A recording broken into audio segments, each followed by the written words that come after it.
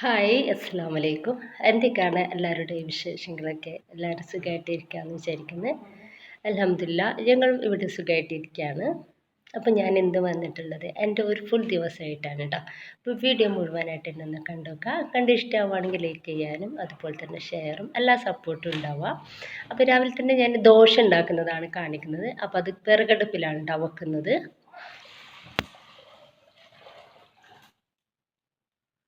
അപ്പോൾ ഈ രണ്ട് അടുപ്പിൻ്റെ ഇടയിലായിട്ട് ഈ ഒരു ചട്ടി വെക്കാറുണ്ട്. അപ്പോൾ അതിൽ കുറച്ച് വെള്ളം ഒഴിച്ചു കൊടുക്കും. അപ്പോൾ നമുക്ക് എന്തെങ്കിലും വേണം എന്നുണ്ടെങ്കിൽ അത് എടുക്കാമല്ലോ.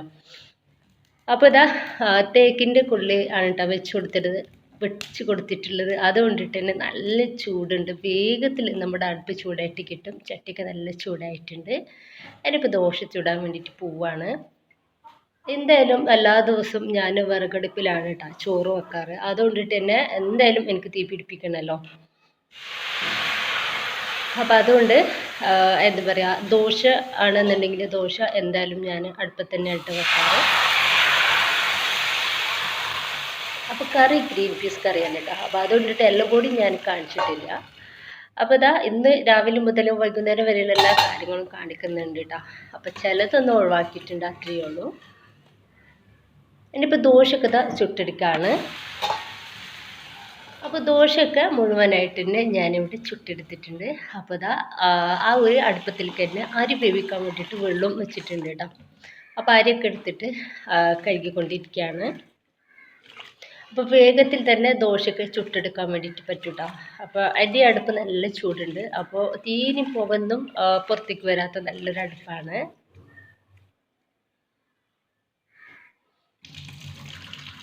ഇനിയിപ്പോൾ ഇതാ അരിക്ക് കഴുകി കഴിഞ്ഞു. ഇനിയിപ്പോൾ ഞാനിതാ വെള്ളത്തിലേക്ക് അരി ഇട്ട് കൊടുക്കുകയാണ്.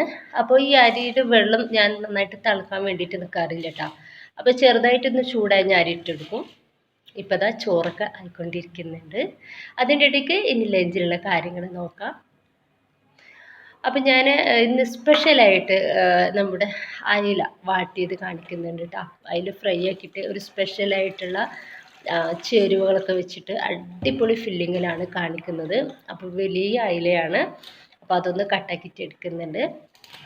അപ്പോൾ ഇലയിലൊക്കെ വാട്ടിയിട്ടെടുത്തിട്ടുള്ള നല്ല ടേസ്റ്റുള്ള ഒരു മീനിൻ്റെ റെസിപ്പിയാണ് കേട്ടോ കാണിക്കുന്നത്. ഭയങ്കര ടേസ്റ്റാണിത്. ഇനിയിപ്പോൾ ഞാൻ ഇതൊക്കെ ഒന്ന് മുറിച്ചിട്ട് വൃത്തിയാക്കിയിട്ട് എടുക്കുന്നുണ്ട്. അപ്പം ഞാൻ ഈ മീൻ കട്ട് ചെയ്യുന്ന സമയത്ത് ഇടയ്ക്കിടയ്ക്ക് കഴുകിക്കൊണ്ടിരിക്കും കേട്ടോ. കാരണം ആ ബ്ലഡും കാര്യങ്ങളും ഒക്കെ ഞാൻ കയ്യിലാവുമ്പോൾ ഒന്ന് വതുക്കി പോകും. അപ്പോൾ അതുകൊണ്ടിട്ട് തന്നെ ഞാൻ ഇടയ്ക്കൊന്ന് വെള്ളത്തിലിട്ട് കഴുകിയിട്ട് എടുക്കും. അപ്പോൾ അതാ എല്ലാതും മറ്റേതും വൃത്തിയാക്കിയിട്ട് എടുക്കട്ടെ.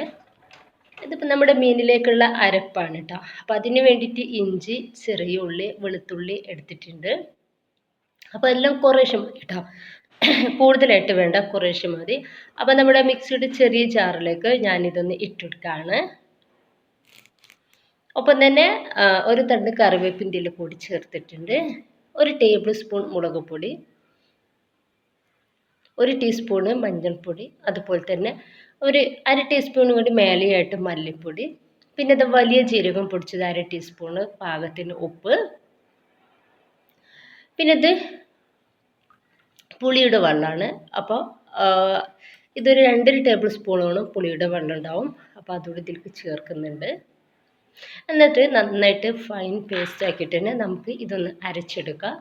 ഇനിയിപ്പോൾ ഇതിലേക്ക് 2 ടേബിൾ സ്പൂൺ വെളിച്ചെണ്ണ കൂടി ചേർത്ത് കൊടുക്കണം. അത് ഞാൻ പറയാനും കാണിക്കാനും വിട്ടുപോയതാണ്. ഇനിയിപ്പോൾ ഇത് നന്നായിട്ട് അരച്ചെടുത്തിട്ടുണ്ട്. അപ്പോൾ സൂപ്പർ എന്താ പറയുക, ടേസ്റ്റോട് കൂടിയിട്ടുള്ള, അതുപോലെ നല്ല സ്മെല്ലോട് കൂടിയിട്ടുള്ള നല്ലൊരു മസാലയാണ് ഇത്. നല്ല കളറും ഒക്കെ ഉണ്ട്. അപ്പോൾ എരിവും കാര്യങ്ങളും ഒക്കെ ഈ 1 ടേബിൾ സ്പൂൺ മാത്രം മതി കേട്ടോ. അപ്പോൾ നല്ല എരിവുള്ള മുളക് പൊടിയാണ് എൻ്റെ കയ്യിലുള്ളത്. ഇനിയിപ്പോൾ ഇതാ ഈ ഒരു മസാല നന്നായിട്ട് മീനിലൊന്ന് പുരട്ടി കൊടുക്കുക, 2 മീനിലും. അപ്പോൾ ഇത് മൊത്തത്തിൽ ഒരിക്കലും നമുക്ക് ഇതിലേക്ക് ഈ ഒരു മീനിൽ മസാല തേക്കാൻ വേണ്ടിയിട്ട് ആവശ്യമില്ല കേട്ടോ. അപ്പോൾ നമ്മളിത് വാഴയുടെ ഇലയിൽ വാട്ടിയിട്ട് എടുക്കുന്ന സമയത്ത് കൂടി ഉള്ളതാണ് ഈ ഒരു മസാല. അങ്ങനെയാണ് ഈ മസാല ഉണ്ടാക്കിയിട്ട് എടുത്തിട്ടുള്ളത്. അപ്പോൾ ഒരു 1/4 ഭാഗത്തോളം മസാലയാണ് നമ്മളിപ്പോൾ മേലിൽ തേച്ച് കൊടുക്കുന്നത്. ബാക്കി നമുക്ക് അപ്പോഴേക്ക് ആവശ്യമുണ്ട്. ഇനിയിപ്പോൾ ഇതാ ഞാൻ 2 മീലിലും നന്നായിട്ട് തന്നെ മൊത്തത്തിൽ മസാല ഒന്ന് തേച്ച് പിടിപ്പിച്ചിട്ടുണ്ട്. ഒരു 10-15 മിനിറ്റ് എന്തായാലും നമുക്ക് ഇതൊന്ന് റെസ്റ്റ് ചെയ്യാൻ വേണ്ടിയിട്ട് മാറ്റി വെക്കണം. അതിനുശേഷം വേണം നമുക്ക് ഈ ഒരു മീൻ ഫ്രൈ ആക്കിയിട്ട് എടുക്കാൻ വേണ്ടിയിട്ട്.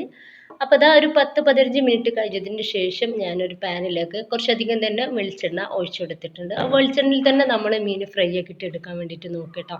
അപ്പോഴാണ് ഒരു പ്രത്യേക ടേസ്റ്റ് ഉണ്ടാവുക. ഇനിയിപ്പോൾ ഞാൻ 2 മീനും ഈ ഒരു പാത്രത്തിലേക്ക് ഇട്ട് കൊടുക്കുകയാണ്.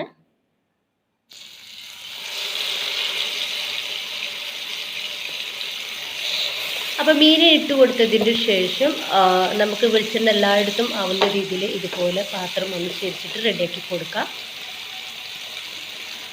അതിൻ്റെ ശേഷം ഞാൻ ഇതൊന്ന് മൂടി വെക്കുന്നുണ്ട് കേട്ടോ. എന്നിട്ട് ലോ ഫ്ലെയിമിൽ ഇട്ടിട്ടാണ് ഫ്രൈ ആക്കിയിട്ട് എടുക്കുന്നത്. അപ്പോൾ മൂടി വെക്കുമ്പോൾ മേലെ നന്നായിട്ടൊരു സോഫ്റ്റും കാര്യങ്ങളും ഒക്കെ ഉണ്ടാവും. ഇപ്പോൾ ഇതാ കുറച്ച് ടൈമിന് ശേഷം ഞാനിതൊന്ന് മറിച്ചിട്ട് കൊടുക്കുന്നുണ്ട്. ഇതുപോലെ 2 സ്പാച്ചിലയോ അല്ലെങ്കിൽ 2 ചട്ടുകോ വെച്ചിട്ട് വേണം നമ്മൾ മീൻ ഇതുപോലെ മറിച്ചിട്ട് കൊടുക്കാൻ വേണ്ടിയിട്ട്. അല്ലെങ്കിൽ മസാലയൊക്കെ അവിടെ ഇവിടേക്ക് ആവശ്യം ചിലപ്പോൾ മീനൊന്ന് ഉടഞ്ഞു പോകാൻ സാധ്യതയുണ്ട്. അപ്പോൾ മേൽഭാഗം നന്നായിട്ട് ഫ്രൈ ആയിട്ടുണ്ട്. അപ്പോൾ നമ്മൾ കൂടുതലായിട്ട് മൊത്തത്തിൽ വല്ലാണ്ടൊന്ന് ഫ്രൈ ആക്കിയിട്ട് എടുക്കണ്ട കേട്ടോ. അപ്പോൾ ചെറിയൊരു രീതിയിൽ നമ്മളൊരു 3/4 ഭാഗത്തോളം മാത്രം ഇതൊന്ന് ഫ്രൈ ആക്കിയിട്ട് എടുത്താൽ വേണ്ടി മാത്രം മതി. ഇപ്പോൾ നമ്മുടെ മീനൊക്കെ ഒന്ന് റെഡി ആയിട്ടുണ്ട്. അപ്പോൾ ഞാൻ ഇല വാട്ടിയിട്ട് എടുക്കുകയാണ്. അപ്പോൾ ഇല നമ്മൾ ഭക്ഷണം കഴിക്കുന്നതും ഇലയിൽ തന്നെയാണ്. അപ്പോൾ മീനൊന്ന് ഫ്രൈ ആക്കാൻ വേണ്ടിയിട്ട് വെച്ചതിൻ്റെ ശേഷം ഇലയിലും വാട്ടിയിട്ട് എടുക്കണമല്ലോ. അപ്പോൾ രണ്ടിനും നമുക്ക് വാഴയില വേണം. അപ്പോൾ ഒരു ഭാഗം ഞാൻ നന്നായിട്ട് തീ കത്തിച്ചിട്ട് ഓർമ്മയില്ലാണ്ട് മീനിൻ്റെ ഇതിലേക്ക് ശ്രദ്ധിച്ചപ്പോൾ ഇല ഒന്ന് കത്തിപ്പോയിട്ടാ. ആ ഒരു പ്രശ്നമുണ്ട്. ഇനിയിപ്പോൾ അത് ഞാനൊരു ഈ ഒരു പാത്രത്തിലേക്ക് ഇതുപോലെ ഓർഡറിൽ നിന്ന് കട്ട് ചെയ്തിട്ടുണ്ടായിരുന്നു ഇല, അത് വെച്ചെടുത്തിട്ടുണ്ട്. ഇനിയിപ്പോൾ നമുക്ക് ബാക്കി വന്നിട്ടുള്ള ആ ഒരു മസാലയിലേക്ക് കുറച്ചധികം വെളിച്ചെണ്ണ അതുപോലെ ഒഴിച്ചു കൊടുക്കാം. എന്നിട്ട് ഒന്ന് മിക്സ് ആക്കി കൊടുക്കുക കേട്ടോ. വേറെ മസാല ഒന്നും ഞാൻ ഇതിലേക്ക് ചേർക്കുന്നില്ല. ഇത് മാത്രം തന്നെ എടുക്കുന്നുള്ളൂ. ഇത് അത്യാവശ്യം മസാലയും കാര്യങ്ങളും ഒക്കെ ഉണ്ട് കേട്ടോ. ഇനിയിപ്പോൾ ഈ ഒരു ഇലയിലേക്ക് ഇതിൻ്റെ ഒരു 3/4 ഭാഗത്തോളം മസാല ഈ ഇലയിലേക്ക് ഇട്ട് കൊടുക്കുന്നുണ്ട്. എന്നിട്ട് ഞാനൊരു 3/4 ഭാഗത്തോളം മസാല ഇട്ട് കൊടുത്തതിന് ശേഷം ഇതുപോലെ ഒന്ന് പരത്തി എടുക്കുന്നുണ്ട്. എന്നിട്ട് ഇതിൻ്റെ മേലേക്ക് പച്ച സവാള കേട്ടോ, ചെറുതാക്കി കട്ട് ചെയ്തതാണ്, അതിന് കുറച്ച് ഇട്ട് കൊടുക്കുന്നുണ്ട്.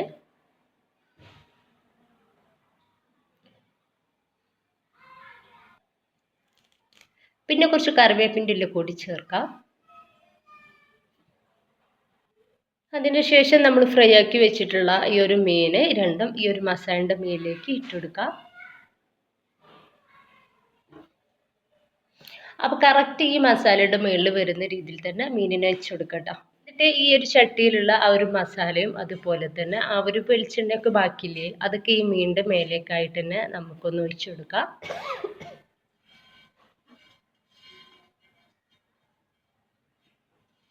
അതിന് ശേഷം ബാക്കി വന്നിട്ടുള്ള ആ ഒരു മസാല കൂടി ഈ മീനിൻ്റെ മേലേക്കൊന്ന് ഇട്ടിട്ട് ഇതുപോലെ ഒന്ന് എല്ലായിടത്തും ഒന്ന് പരത്തി കൊടുക്കാം. ബാക്കിയുള്ള മസാല മുഴുവനായിട്ട് ഇട്ട് കൊടുത്തതിന് ശേഷം ഇതിൻ്റെ മേലേക്ക് സവോള ചെറുതാക്കിയിട്ട് കട്ട് ചെയ്തതാണ്, അതുകൂടി ചേർത്തിട്ടുണ്ട്. അതിന് കുറച്ച് കറിവേപ്പിൻ്റെ ഇല കൂടി ഇതിൻ്റെ മേലേക്ക് വെച്ച് കൊടുക്കാം. അതിൻ്റെ ശേഷം ഇതുപോലെ ഒരു പാനിലേക്ക് ഞാൻ ഈ ഒരു ഇലയോട് കൂടിയിട്ട് ഈ മീനൊന്ന് ഇറക്കി വെക്കുന്നുണ്ട്.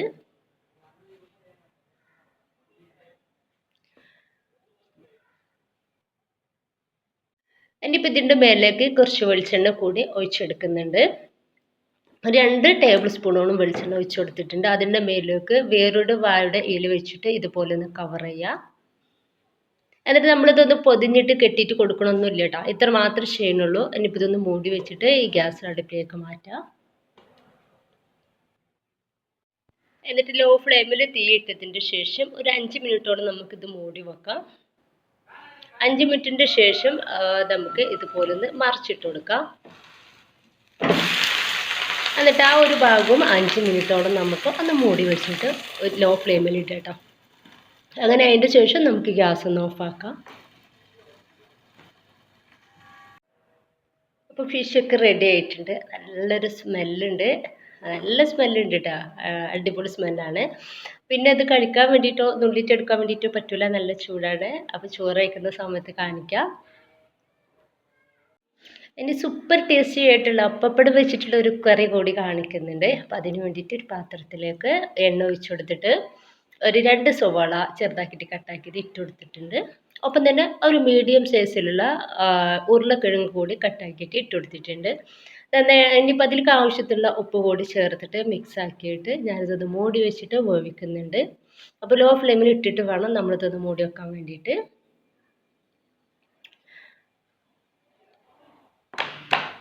ഇനിയിപ്പോൾ ഇതിലേക്ക് ആവശ്യത്തിനുള്ള ഇഞ്ചി, അതുപോലെ തന്നെ വെളുത്തുള്ളി, ചെറിയ ഉള്ളി കുറച്ച് എടുത്തിട്ടുണ്ട് കേട്ടോ. അപ്പോൾ അതൊന്ന് ചതച്ചെടുക്കുന്നുണ്ട്. അപ്പോൾ ഇതുപോലെ ഒന്ന് ചതച്ചെടുത്തിട്ടുണ്ട്. ഇനിയിപ്പോൾ നമുക്ക് ഈ ഒരു തക്കാളിയുടെയും ഉള്ളിയുടെയും ഉരുളക്കിഴങ്ങിൻ്റെയും ആ കൂട്ടിലേക്ക് ഇത് കൂടി ഇട്ട് കൊടുക്കാം.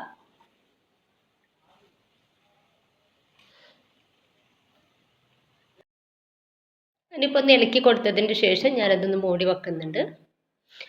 അപ്പോൾ അതിന് ശേഷം ഞാൻ 2 മീഡിയം സൈസുള്ള തക്കാളി ചെറുതാക്കിയിട്ട് കട്ടാക്കിയതാണ്. അപ്പോൾ അതുകൂടി ഇതിലേക്കൊന്ന് ചേർക്കാം.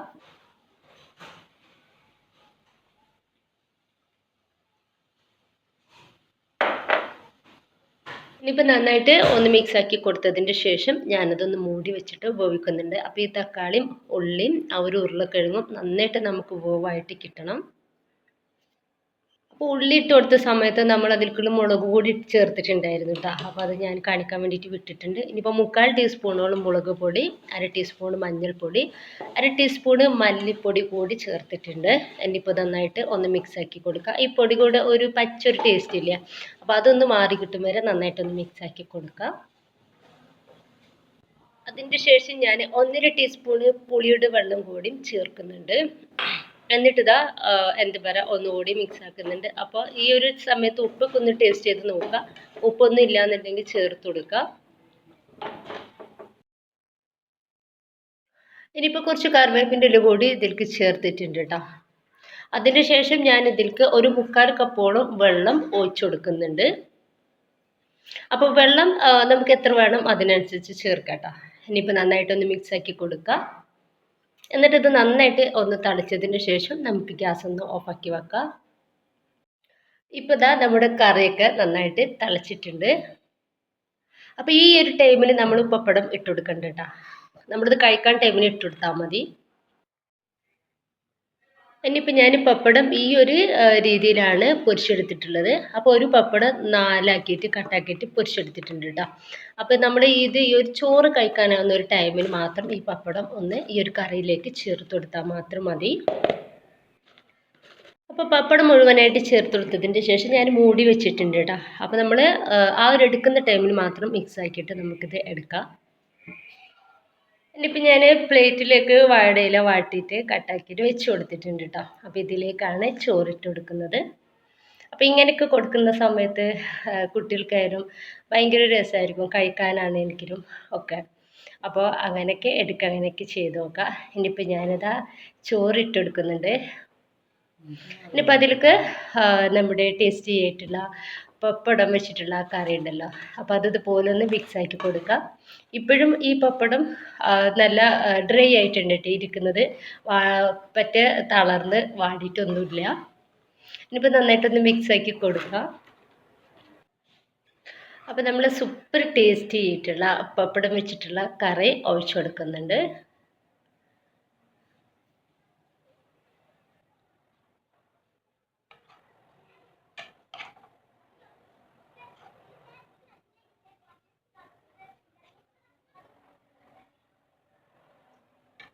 ഇനി മാങ്ങച്ചാറ് കൂടി എടുക്കുന്നുണ്ട്. ഈ ഒരു പാത്രം കണ്ടിട്ട് ചോറ് കണ്ടിട്ട് പേടിക്കണ്ട കേട്ടോ. അപ്പോൾ ചെറിയൊരു പാത്രമാണ് കേട്ടോ അത്. അപ്പോൾ കാണുമ്പോൾ തന്നെ നിങ്ങൾക്ക് മനസ്സിലാവുന്നത്, ഇട്ടെടുക്കുന്ന സമയത്ത് ഒരുപാടുള്ളവർ തോന്നുന്നത് ഞാൻ നന്നായിട്ട് സൂം ചെയ്തതുകൊണ്ടാണ്. ഇനിയിപ്പോൾ മീൻ നമ്മൾ കഷ്ണങ്ങളാക്കിയിട്ട് എടുക്കാൻ കേട്ടോ. അപ്പോൾ അങ്ങനെയാണ് ചെയ്യുന്നത്. അപ്പോൾ കഷ്ണമാക്കിയിട്ട് മുറിച്ചിട്ട് ഇതിലേക്ക് പിന്നെ എന്താ പറയുക ഇട്ട് കൊടുക്കുകയാണ് ചെയ്യുന്നത്. അപ്പോൾ ടേസ്റ്റി ആയിട്ടുള്ള സ്പെഷ്യലായിട്ടുള്ള നമ്മളെ പപ്പടം വെച്ചിട്ടുള്ള കറിയും സ്പെഷ്യലായിട്ട് ഫ്രൈ ആക്കിയിട്ട് വാഴയുടെ ഇലയിൽ വാട്ടിയെടുത്തിട്ടുള്ള മീനും ടേസ്റ്റി ആയിട്ടുള്ള അച്ചാറും കൂട്ടിയിട്ട് ഞാനൊന്ന് കഴിച്ച് നോക്കിയിട്ട് എന്നിട്ട് പറയാം എങ്ങനെയുണ്ട് എന്നുള്ളത്.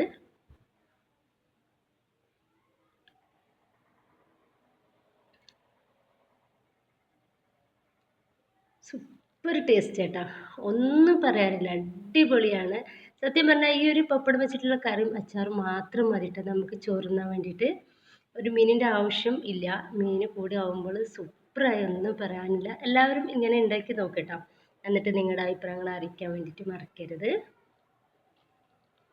ഇനിയിപ്പോൾ ഇതൊക്കെ കഴിഞ്ഞതിന് ശേഷം വൈകുന്നേരത്തിന് പഴം പൊരിക്കാമെന്ന് കരുതിയിട്ടുണ്ടായിരുന്നു, പഴംപൊരി ഉണ്ടാക്കാമെന്ന് കരുതിയിട്ടുണ്ടായിരുന്നു. അപ്പോൾ അതിന് വേണ്ടിയിട്ട് മൈദ എടുത്തിട്ടുണ്ട്, അതിലേക്ക് ആവശ്യത്തിനുള്ള പഞ്ചസാരയും അതുപോലെ തന്നെ എന്താ പറയുക, ഒരു പിഞ്ച് ബേക്കിംഗ് സോഡ കൂടി ചേർക്കുന്നുണ്ട്. അതുപോലെ തന്നെ അര ടീസ്പൂണ് മഞ്ഞൾപ്പൊടി കൂടി ചേർക്കുന്നുണ്ട് കേട്ടോ. അര ടീസ്പൂണില്ല, കുറച്ചേ ഉള്ളൂ. എന്നിട്ട് നന്നായിട്ടൊന്ന് മിക്സ് ആക്കി കൊടുക്കുന്നുണ്ട്. നന്നായിട്ടൊന്ന് മിക്സ് ആക്കി കൊടുത്തതിന് ശേഷം നമുക്കിതിലേക്ക് വെള്ളം ഒഴിച്ചു കൊടുക്കാം. പിന്നെ ഇതാ ഒരു കപ്പ് വെള്ളം എടുത്തിട്ടുണ്ട്. അപ്പോൾ വെള്ളം കുറേശ്ശെ കുറേശ്ശായിട്ട് ഒഴിച്ചിട്ട് ഞാൻ ഇതൊന്ന് കുഴച്ചെടുക്കുന്നുണ്ട്. അപ്പോൾ മുഴുവനായിട്ട് ഒഴിക്കണ്ട കേട്ടോ. അപ്പോൾ ഞാനിപ്പോൾ ഇതാ ഇതുപോലെ ഒന്ന് കുഴച്ചെടുത്തിട്ടുണ്ട് കേട്ടോ. അപ്പോൾ ഒന്നും കൂടിയും ഒന്ന് റെഡിയാക്കിയിട്ട് എടുക്കട്ടെ.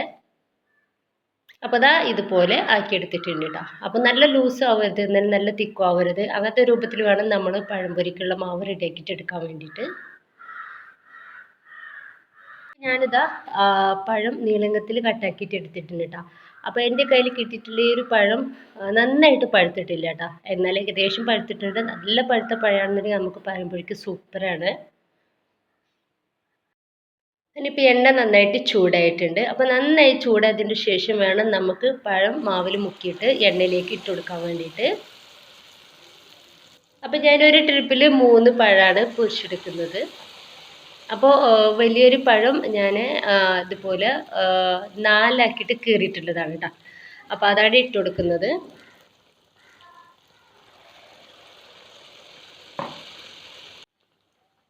അപ്പോൾ ഈ പഴംപൊരിയുടെ അടിഭാഗം ഒന്ന് ഏകദേശം റെഡിയായാൽ നമുക്കൊന്ന് മറിച്ചിട്ട് കൊടുക്കാം.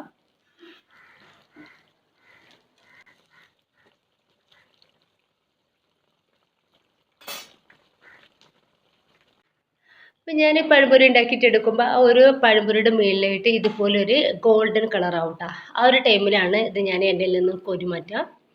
എനിക്കങ്ങനെ പഴം കഴിക്കുന്ന സമയത്ത് അതിനൊരു പ്രത്യേക ടേസ്റ്റ് തോന്നിയിട്ടുണ്ട് കേട്ടോ. ഞാൻ അങ്ങനെയാണ് റെഡിയാക്കിയിട്ട് എടുക്കാറുള്ളത്. അപ്പോൾ ഞാൻ ഈ പഴം മൊത്തത്തിൽ ഒന്ന് എണ്ണയിൽ നിന്ന് കോരി മാറ്റുന്നുണ്ട്. എന്നിട്ട് ബാക്കി കൂടി ഇതുപോലെ ചെയ്തെടുക്കുന്നുണ്ട്.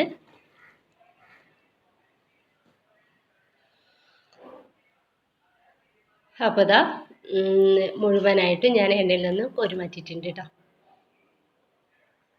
അപ്പോൾ രണ്ടാമത്തെ പ്രാവശ്യം ഇട്ട് കൊടുത്തിട്ടുണ്ടായിരുന്നു. അപ്പോൾ മാവ് എനിക്ക് കുറച്ച് എന്താ പറയുക തികയാതെ വന്നിട്ടുണ്ടായിരുന്നു കേട്ടോ. അപ്പോൾ ഞാൻ പഴം ഒന്ന് കട്ടാക്കിയിട്ടുണ്ടായിരുന്നു, അങ്ങനെയാണ് ചെയ്തെടുത്തിട്ടുണ്ടായിരുന്നത്. ഇനിയിപ്പോൾ ഇതാ ഞാൻ അതുകൂടി എണ്ണയിൽ നിന്ന് കോരി മാറ്റുന്നുണ്ട്.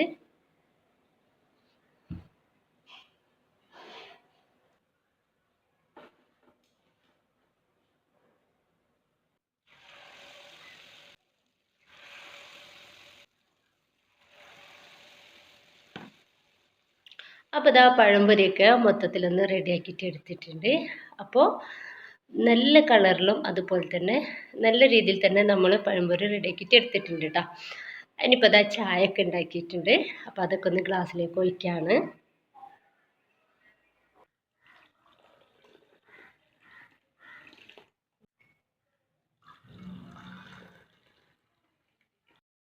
ഇനിയിപ്പോൾ ചായയൊക്കെ ഒന്ന് ടേബിളിൽ കൊണ്ടുപോയി വെക്കുകയാണ്.